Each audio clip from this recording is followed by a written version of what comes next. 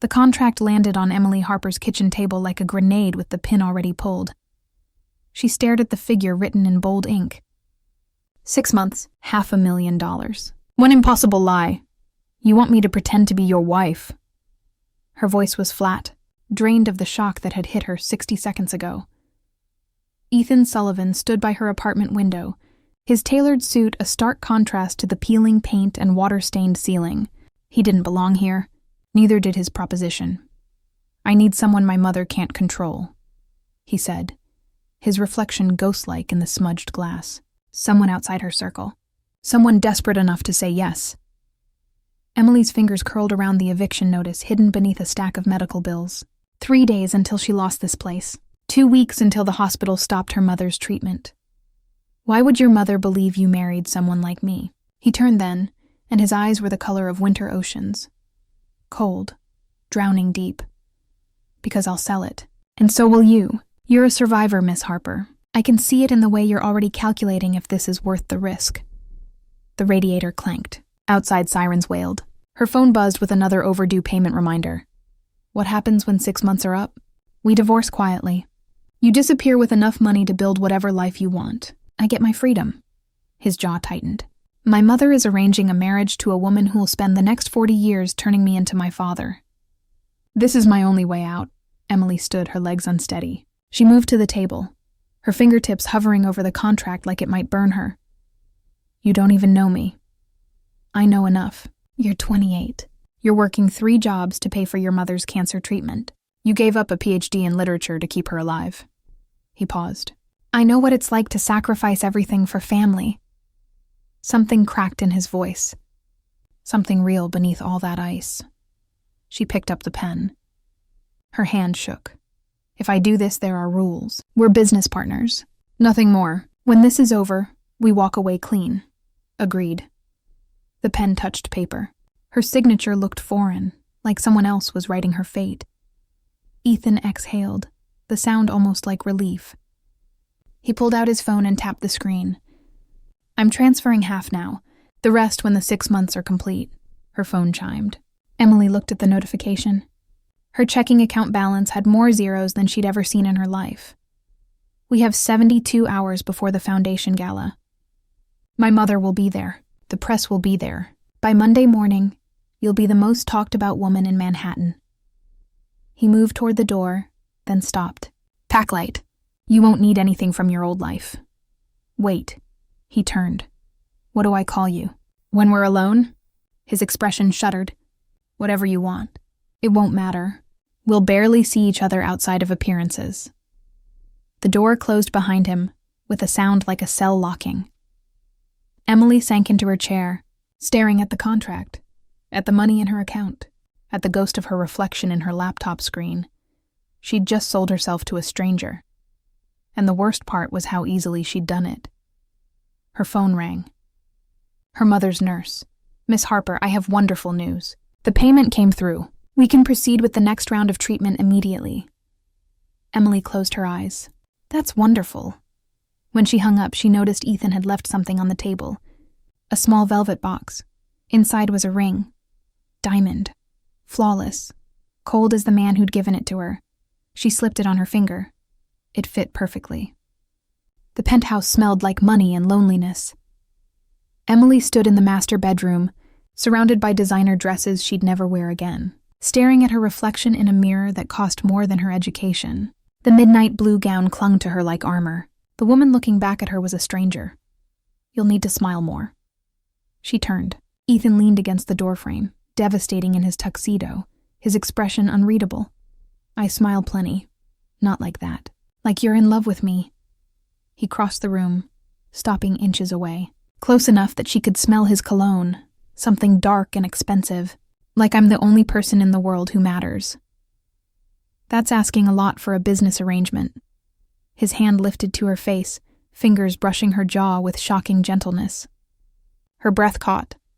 When we're in public, you're mine. When I touch you, you lean into it. When I speak, you listen like I'm reciting poetry. His thumb traced her lower lip. Can you do that, Emily? Her name in his mouth sounded like a secret. Can you? Something flickered in his eyes, almost like surprise. Yes. The gala was a battlefield disguised as a party. Crystal chandeliers threw fractured light across marble floors. Manhattan's elites circled like sharks, their smiles sharp, their eyes sharper. Emily's hand trembled on Ethan's arm as they climbed the museum steps, cameras flashing like lightning strikes. "Breathe," he murmured against her ear. "You belong here now." She didn't, but she could pretend. Inside, the crowd parted for them. Whispers followed in their wake like poison. Who is she? Where did she come from? She's nobody. Ethan's arm tightened around her waist. Possessive, protective, almost real. Then Eleanor. Sullivan materialized from the crowd like a nightmare in pearls. She was smaller than Emily expected, but somehow took up all the oxygen in the room. Her smile was a weapon. "Ethan." Her voice could freeze blood. "Introduce me to your secret, Mother. This is Emily, my wife." The word wife landed like a bomb. Eleanor's composure cracked for half a heartbeat before that razor smile returned.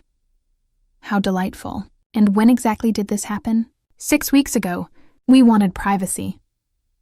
Ethan's hand found Emily's, their fingers lacing together with practiced ease. "Something you've never understood." Eleanor's gaze stripped Emily down to bone. "You must tell me everything, dear. Where you're from, how you met my son, what your family does." "My mother is a retired teacher," Emily said, surprised by the steadiness in her voice. "My father passed when I was 12. Ethan and I met at a charity event. He spilled wine on my dress and spent the rest of the night apologizing." The lie rolled off her tongue like truth. How romantic. Eleanor's tone suggested it was anything but. "And what do you do, Emily?" "I'm a writer." "Published?" "Not yet." "I see." Eleanor's smile sharpened. "How convenient that you married into a family that could help with that."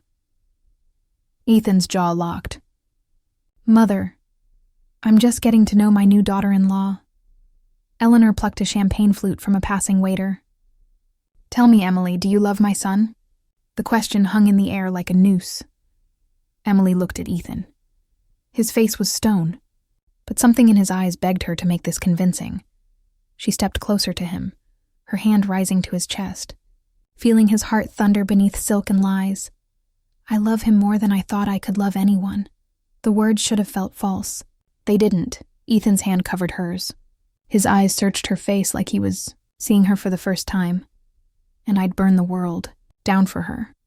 The way he said it made something dangerous bloom in her chest. Eleanor watched them with the focus of a sniper. "How lovely. Then you won't mind joining us for dinner tomorrow night. The whole family is dying to meet you." "We'd be delighted," Emily said before Ethan could refuse. Eleanor's smile turned victorious. She glided away, leaving destruction in her wake. "That was a mistake," Ethan said, his voice low. "She's going to tear you apart. Let her try." He stared at her. "You have no idea what she's capable of. And you have no idea what I'm capable of." Something shifted in his expression. Respect. Maybe something more dangerous. "We should dance," he said. "Everyone's watching." The orchestra swelled.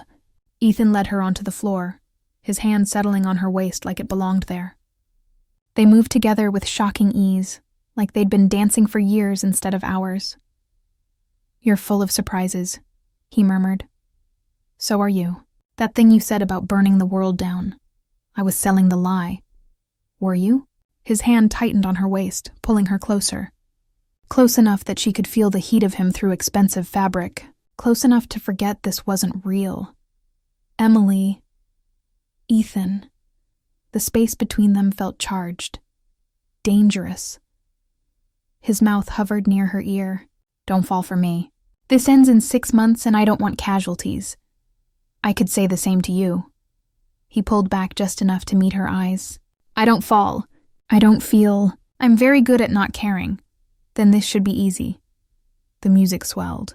He spun her, and for a moment, under the chandelier light with his arms around her, Emily almost believed her own lies. That night, in separate bedrooms on opposite sides of the penthouse, neither of them slept, and both of them wondered when the performance had started feeling like truth. 3 months in, and Emily had almost forgotten what real felt like. She sat in the penthouse library, rain hammering the floor-to-ceiling windows, when Ethan found her. He'd been working late again. Always working, always distant except when cameras were watching. You're still awake. She looked up from her book. He'd loosened his tie, rolled his sleeves. Exhaustion carved shadows under his eyes. Couldn't sleep. He poured himself a drink, the crystal decanter catching lamplight. My mother called. She wants us at the estate this weekend. Another performance. Always. He settled into the chair across from her, close enough that she could smell the whiskey on his breath. You're good at this. Better than I expected. At lying. At surviving her. Something in his voice made her heart clench. She'd learned to read him in stolen moments like these. When the mask slipped and the man underneath bled through. She's calling people, Emily said quietly. Digging into my past. Did you know that? His jaw tightened. I'll handle it. She offered me money. 2 days ago. $5 million to disappear and sign an NDA saying this was all fake. The glass in his hand stilled. What did you say? I said no. Why? Because somewhere between the galas and the cameras and the practice touches, she'd stop pretending. Because when he looked at her in the morning light, before he remembered to be cold, she saw someone worth saving. Because she was falling and there was no one to catch her. We have a contract, she said instead. He studied her with those devastating eyes. That's the only reason? Before she could answer, his phone buzzed. Once, twice, a third time. He checked it. His face went blank in the way that meant something was very wrong. What is it? My mother. He stood abruptly. She's released a statement to the press. She's calling this marriage a fraud. She has evidence. The world tilted. What kind of evidence? The contract. Our contract. Someone leaked it. Emily's blood turned to ice. That's impossible. Only 3 people knew. You, me, and your lawyer. Marcus has been with me for 15 years. He wouldn't. The implications hung between them like a knife. You think I did this? Her voice cracked. You think I sold you out? The timing is convenient. My mother makes you an offer. You refuse. And suddenly she has proof. His expression was carved from granite. Maybe $5 million wasn't enough. Maybe she promised you more. She stood, her legs unsteady. You bastard. I turned down her money. I've played this role perfectly for 3 months. Why would I burn everything now? I don't know, Emily. Why don't you tell me? The distance between them felt infinite. I trusted you. Her voice broke on the words. I actually started to believe this was real. Something flickered in his eyes. Pain maybe, regret. Nothing about this is real. That was always the point. The words cut deeper than any blade. Emily's phone buzzed. A text from an unknown number. She opened it with shaking hands. It was a photo. Her and Ethan. But not from any public event. It was from 2 weeks ago, in this library, when she'd fallen asleep reading and woken to find him watching her with something like tenderness. When he'd almost kissed her before pulling away. Someone had been watching them. Even here, even in private. Ethan. She showed him the phone. His face went pale. Where did you get this? Someone just sent it. There's a message. Your mother isn't your only enemy. Check your lawyer's bank account. Marcus received $2 million from Victoria Blackwood 3 days after your wedding. He's been feeding her information this whole time. The contract leak was just the beginning. More coming tomorrow unless you pay. $10 million. Instructions to follow. Tick-tock. The silence that followed was deafening. Victoria. Ethan's voice was barely recognizable. The woman my mother wanted me to marry. She's been orchestrating this. And your lawyer sold you out for $2 million. He sank back into his chair, his face in his hands. For the first time since she'd met him, Ethan Sullivan looked broken. I'm sorry. The words were muffled. God, Emily, I'm so sorry. I thought you... I know what you thought. He looked up, and his eyes were raw with something that looked like agony. I've been so afraid of trusting anyone that I've been destroying the one person who actually stayed. Rain lashed the windows. The city beyond was drowning. Emily moved to him. Slowly, carefully, like approaching something wounded. We can fight this. How? The contract's out there. Everyone knows this is fake. My reputation is destroyed. The company's stock is plummeting. My mother wins. Not if we make it real. He stared at her. We go public. Tomorrow. We tell everyone the truth. That yes, it started as an arrangement, but somewhere along the way, we fell in love. We make them believe it because... Her voice broke. Because it's not a lie anymore. Not for me. The confession hung in the air between them like salvation and damnation wrapped in one. Emily. Her name on his lips was prayer and curse. You can't mean that. I've been falling for you since that first night, when you looked at me like I was the only real thing in your world. She knelt in front of him, her hands covering his. Fight with me, not against me. His thumb brushed her cheek, and she realized she was crying. If we do this, there's no going back. You'll be tied to me and all my damage. My mother will make your life hell. The press will never leave you alone. I know. You'll give up your freedom, the chance to walk away clean. I don't want clean. I want you. He pulled her up, his hands framing her face, his forehead resting against hers. I'm going to hurt you. I don't know how not to. Then we'll hurt. Together. He kissed her then. Finally. Desperately. Like she was oxygen and he'd been drowning for years. The kiss tasted like whiskey and rain and everything. They'd been too afraid to feel. When they broke apart, his phone was ringing. Eleanor, he answered, his arm tight around Emily's waist. Mother, did you really think you could fool me? Eleanor's voice dripped venom. The charade ends now. You'll divorce that gold digger, marry Victoria, and salvage what's left of our name. Ethan's eyes met Emily's. She nodded. No. Excuse me? I'm not divorcing Emily. I'm not marrying Victoria. And if you release that contract, I'll release something much more interesting. The documentation of every illegal deal you've made to build this empire. The bribes. The extortion. The people you've destroyed. His voice was ice and fury. Try me, Mother. See who breaks first. The line went dead. Emily stared at him. You have evidence against your own mother? I've been collecting it for years. Insurance policy. He pulled her closer. But using it means burning everything down. The company, the family name, everything I was born into. Is it worth it? He looked at her like she was the answer to every question he'd never known how to ask. You are. The press conference was scheduled for noon. Emily stood in front of the bathroom mirror at dawn, Ethan's mother's words from the midnight phone call still ringing in her ears. If you love him, you'll walk away. I'll bury him if you don't. The evidence he has means nothing if I destroy him first. Every dirty secret, every business deal, every woman he's ever touched. I'll make him a pariah, unless you disappear. She hadn't told Ethan about the second call. Behind her, the shower ran. Steam crept under the door. They'd spent the night planning their statement, rehearsing their truth. His arm had stayed around her until exhaustion finally dragged them under. Now morning light cut through the windows like a blade, and Emily knew what she had to do. She pulled out her phone. Typed a message to Eleanor. I'll take your original offer. $5 million. I'll leave today, but you leave him alone, completely, forever. The response came in seconds. Wise girl. Wire transfer in 1 hour. Be gone before he wakes. Emily's hands shook as she gathered her things. Not the designer clothes or expensive jewelry. Just the worn leather journal her father had given her. The photos of her mother. The ring Ethan had placed on her finger that now felt like a shackle. She placed it on the nightstand with a note. I'm sorry. This was always going to end. Better now than after you've lost everything. You deserve a life that isn't built on lies. Even ours. Be free. Be happy. Don't look for me. The penthouse was silent as a tomb. She made it to the elevator before she heard his voice. Emily. She didn't turn. Couldn't. Emily, look at me.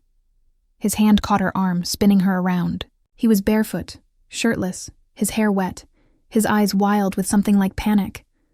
Where are you going? Home. You are home. No, this was never home. It was a stage. A performance. Her voice cracked. I'm ending the show before it destroys you. What are you talking about? Your mother called. She has a plan to ruin you. Everything. Your company, your name, your future. Unless I leave. Understanding dawned in his eyes like horror. And you believed her. She has the power to do it. You know she does. So your solution is to run? His grip on her arm tightened. After everything we said last night? After you made me believe this was real? It is real. That's why I have to go. Tears burned her eyes. I won't let her destroy you because of me. I won't be the reason you lose everything. You are everything. The words hit her like a physical blow. Ethan, do you know what I did after you fell asleep? His voice was raw. I transferred $50 million to various charities. Under your name, I set up scholarships for students like you who gave up their dreams to save their families. I created a foundation to cover cancer treatments for anyone who can't afford them. He pulled her closer. Because loving you made me want to be someone worth loving. You think I care about money or companies or my mother's approval? I'd burn it all tomorrow if it meant keeping you. She'll destroy you anyway. She has dirt on you, things that will ruin your reputation. Then let her. His hands framed her face. Let the whole world see every ugly truth. I don't care. The only thing I can't survive is losing you. You barely know me. I know you take your coffee black because you can't afford to buy milk. I know you read the same passage of your book 3 times when you're nervous. I know you call your mother every night at 8. I know you cry in the shower because you think I can't hear you. His forehead pressed against hers. I know you saved me without even trying. The elevator dinged. The doors opened. Emily looked at the empty car. Her escape route. Her sacrifice. Then she looked at Ethan. At the man who'd been a stranger 4 months ago and was now the only thing that felt like truth. Your mother will never. Stop. I know. The press will crucify us. I know. We might lose everything. I already told you. His lips brushed hers. Soft as a promise. You are everything. She kissed him like she was drowning and he was air. The elevator doors closed. Going nowhere. When they broke apart, his phone was ringing. Eleanor again, Emily nodded. He put it on speaker. I assume she told you about our arrangement. Eleanor's voice was silk over steel. And I assume you're calling to thank me for removing her before she took you for everything you have. Actually, Mother, I'm calling to tell you that I'm holding the press conference as planned. With Emily as my wife. My real wife. Silence. Then I'll release everything, starting with your mystery woman's real background. Did she tell you about her father, Ethan? How he died in prison for embezzlement? How she's been lying about her entire life? Emily's blood turned to ice. Ethan's eyes found hers, a question in them. She nodded slowly. The last secret. The one she'd buried so deep she'd almost convinced herself it wasn't real. My father stole money from his employer to pay for my mother's first cancer treatment, Emily said, her voice steady despite the tears. He went to prison. He died there 2 years later. I was 14. I changed my last name when I turned 18 because I wanted to escape his shadow. She looked at Ethan. I'm sorry I didn't tell you. Do you love him? Ethan asked, his eyes never leaving hers. Yes. Then nothing else matters. Eleanor's laugh was bitter. You're throwing away your entire legacy for a woman whose father was a criminal. You'll be a laughingstock. Better a laughingstock with her than a prisoner to you. Ethan's voice could have cut diamonds. Here's what's going to happen, Mother. You're going to step down as CEO. You're going to publicly support our marriage. And you're going to stay out of our lives. Permanently. Or what? Or I release every piece of evidence I have. And unlike Emily's father, you won't get 2 years. You'll get 20. The line went dead. Emily stared at him. You just declared war on your own mother. I declared freedom. He pulled her close. For both of us. What if she doesn't back down? Then we fight. Together. His hand found hers, their fingers lacing with the certainty of choice, not obligation. No more running. No more sacrificing yourself for me. We're in this now. Whatever comes. Your world is going to fall apart. Then we'll build a new one. At 11:30, they walked into the press conference together. Cameras flashed like lightning. Questions fired like bullets. Eleanor sat in the front row, her face a mask of barely contained fury. Ethan took the microphone. Emily stood beside him, her hand in his, visible proof of everything they'd become. 4 months ago, I made a business arrangement that I thought would buy me freedom. I hired someone to pose as my wife to escape an arranged marriage. Gasps rippled through the crowd. What I didn't expect was to fall in love with her. What I didn't know was that sometimes the best things in life start as lies and become the only truth that matters. He turned to Emily, his eyes holding hers. Emily Harper is not my fake wife. She's my real one, in every way that counts. And if you have a problem with how we started, you're invited to judge us. But we're done apologizing for finding each other in the middle of our own wreckage." The room erupted. Eleanor stood and walked out, her exit more devastating than any words. But Emily barely noticed. Because Ethan was kissing her in front of the world, and for the first time in her life, she felt like she could breathe. 6 months after the press conference that broke the internet, Emily stood in a kitchen that still didn't feel like hers. The penthouse had changed. Where cold marble and sterile perfection once reigned, there were now bookshelves crammed with worn paperbacks, plants that somehow survived despite her black thumb, and photos of her mother laughing in the treatment center courtyard. Life after truth had been brutal and beautiful in equal measure. Eleanor had tried to make good on her threats. The evidence Ethan released had been devastating. She'd been forced to resign. The company had taken hits. Stock prices had plummeted, but they'd survived, more than survived. The doorbell rang. Emily wasn't expecting anyone. Ethan was at the office trying to rebuild what his mother had nearly destroyed. She'd taken a position as director of the foundation they'd created together, helping families like hers, giving them choices. She opened the door to find Emily Sullivan standing in the hallway, older, smaller. Nothing like the monster that had haunted Emily's nightmares. "May I come in?" Emily's first instinct was to slam the door. Instead, she stepped aside. Eleanor entered slowly, her eyes taking in the changes to what used to be her son's pristine sanctuary. "You've made it a home." That was the idea. They stood in awkward silence. The city hummed beyond the windows. "I came to apologize." Eleanor's voice was quiet, empty of the venom Emily remembered. "For what I tried to do to you, to Ethan. For using love as a weapon instead of understanding it was the one thing I should have protected." Emily's arms crossed. "Why now? It's been 6 months." "Because I've spent those months watching my son become someone I don't recognize. Someone happy. Someone free." Eleanor's eyes were red-rimmed. "I've spent 60 years building an empire, and in the end I'm alone in it. You gave him what I never could, a reason to burn it all down and build something real. He didn't need me for that. He needed you to let him go. I know." Eleanor's voice cracked. "I was so afraid of losing him that I pushed him away. And now I've lost him anyway."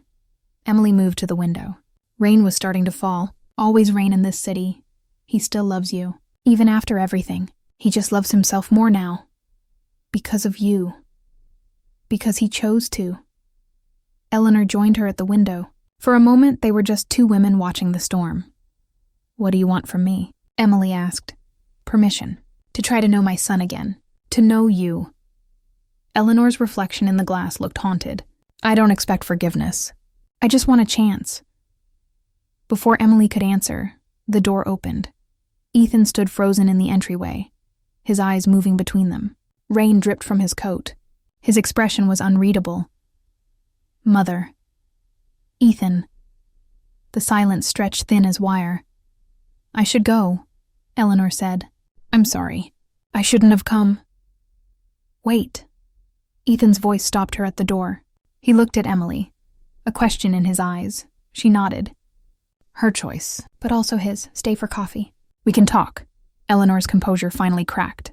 Tears slipped down her face. "I'd like that. Later." After Eleanor had left with promises to call, to try, to be better, Emily and Ethan stood on the balcony watching the city lights blur through rain. "You didn't have to do that," he said. "Let her in." "Neither did you." His arm slipped around her waist. She leaned into him, the gesture as natural now as breathing. "She destroyed us. Tried to anyway. She failed. We're still here." Emily turned in his arms. "And maybe letting her try to fix things is the last piece of freedom. Choosing forgiveness instead of letting hate keep us prisoner." He studied her face like he was memorizing it. "How did I get so lucky?" "You hired a fake wife who was desperate and stupid enough to say yes." "Best business decision I ever made." She laughed. The sound echoed off the glass and steel. "I love you," he said. Simple as that. No performance. No cameras. Just truth, I know. That's it. Just I know. I've loved you since you apologized for thinking I betrayed you. When you looked at me like I was worth fighting for. She kissed him softly. I've loved you through every terrible decision and every beautiful mistake. I loved you before I knew I was allowed to. You're always allowed to. The rain intensified. Thunder rolled across the sky like a promise. So what now? She asked. We lived through the storm. What comes after? Everything. We build a life that's ours. No contracts. No arrangements. Just us figuring it out as we go. That sounds terrifying. It sounds perfect. He was right.